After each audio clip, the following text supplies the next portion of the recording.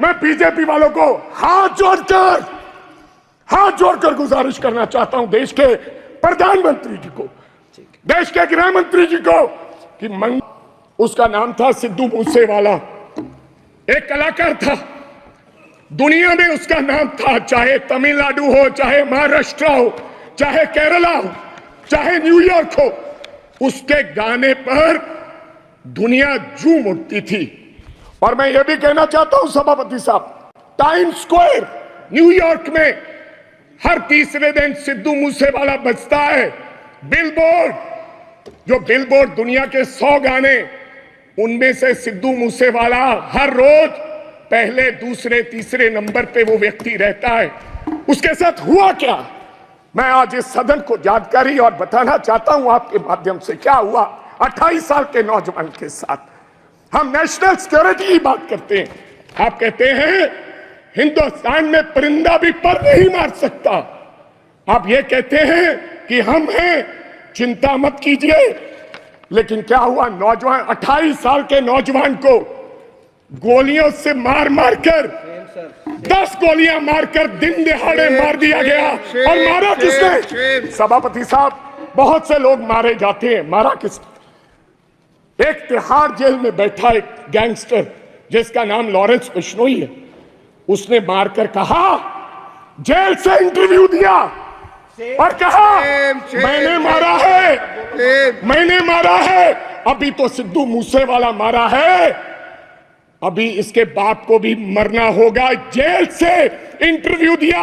आप national security की बात करते हैं, कब इंसाफ मिलेगा सिद्धू मूसेवाला को? क्या होगा?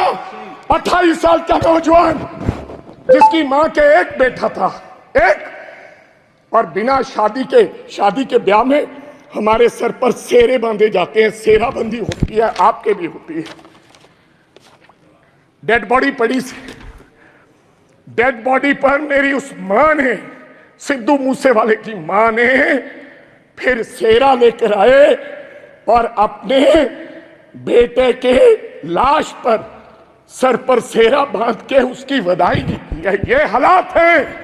आप देश के गृह मंत्री हैं, इंसाफ दिलाएं और जेलों में बैठे ऐसे गैंगस्टर को आप निकाल के उस परिवार को इंसाफ दें। लास्ट बात सर, 1 मिनट में खत्म करूंगा। आप सभापति साहब, मैं ये इसमें लिखा है पेज नंबर 4, पॉइंट नंबर 5, क्या लिखा है? Now my government is striving to make India the 3rd largest economy in the world. कैसे बनेगा साहब? मैं सब उस शहर से आता हूं, लुधियाना से, जो हिंदुस्तान का कभी कभी ईस्ट मैनचेस्टर कहा जाता है, जिसको आज क्या हालात हो गए इंडस्ट्री के, डाइंग इंडस्ट्री है सर, वहां पर साइकिल इंडस्ट्री है। लोग छोड़ के कारोबार धंधा बंद करके अब चले जा रहे हैं लुधियाना छोड़ के। ये हालात कर दिए। मैं एक छोटी सी उदाहरण देना चाहता हूं। 10 साल में हमें इस सरकार ने कुछ नहीं दिया। अगर दिया है हिंदुस्तान की सरकार ने लुधियाना को, सबसे बड़ा शहर है पंजाब का, तो कोई खड़ा होकर व्यक्ति बता दे कि हमने ये दिया है। मैं क्या कहना चाहता हूं कि एक साइकिल इंडस्ट्री है साहब, या तो चाइना में साइकिल बनता है, या पंजाब में साइकिल बनता है। चाइना में साइकिल की प्रोडक्शन क्या है, आप हैरान हो जाओगे। आप मेक इन इंडिया की बात करते हो, 28 से 30 करोड़ एक साल की चाइना प्रोडक्शन करता है, एक साल की 28 से 30 करोड़। लेकिन लुधियाना क्या प्रोडक्शन करता है? 2.5 करोड़। क्यों? वजह क्या है? हमारा साइकिल 3500 रुपए का शुरुआत में बिकता है, लेकिन चाइना का साइकिल $300 से शुरू होकर 2 लाख में बिकता है। इसका कारण क्या है?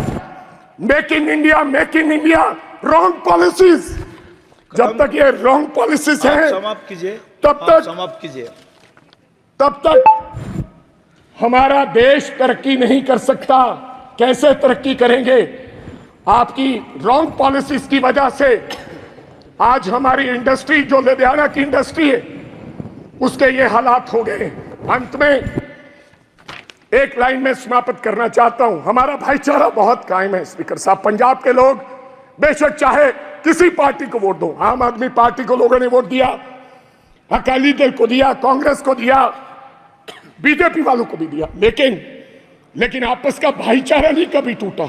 इस बार पहली बार राम जी के नाम पर, भगवान राम के नाम पर, भगवान हमारे भी हैं इनके, और भगवान ने बता दिया और अयोध्या से ये संदेश दिया पूरे देश भर में कि राम भगवान बीजेपी के नहीं है। उन्होंने ये संदेश दिया। लास्ट एक सेकंड पहले बोल रहे हैं, बोलो तो खोल के। सभापति साहब, मैं एक नारे के साथ अपनी बात खत्म करूंगा।